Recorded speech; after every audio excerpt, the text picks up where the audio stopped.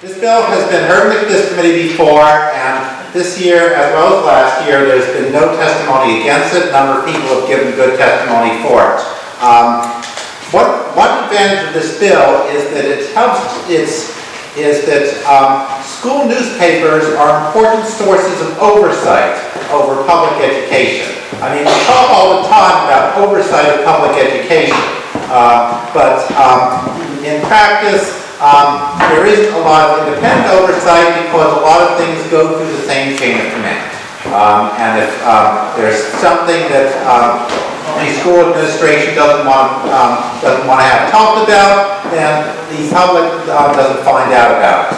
And we've had a number of scandals at our public colleges. It would be better, and it would be better if you had school journalists looking into the issues and being able to publish what they find out. So this bill is one way to improve the education system in our state by adding an independent source of oversight. A source of oversight is directed by the people who are supposed to benefit from the education and who want to benefit from the education. Right now, they don't have any voice. They don't have any way of being journalists and reporting on what's going on in their institution in a way that isn't subject to censorship.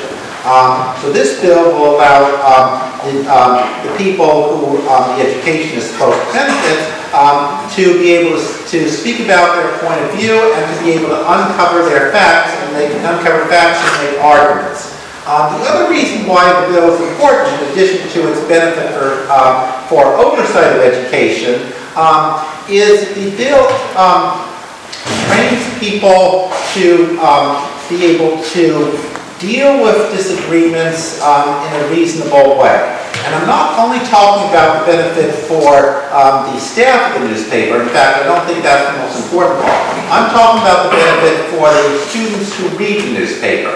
Because if the students who read the newspaper only get censored news about their institution, they are not forced to take positions on the issue.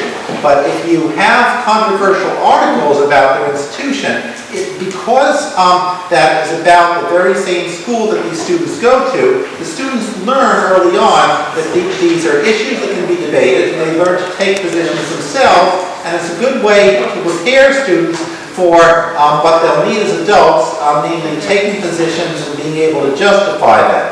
It makes, and it's important to learn that early on, and it's something that people don't learn well unless they have something set up where their opinions are appealed to and their opinions matter.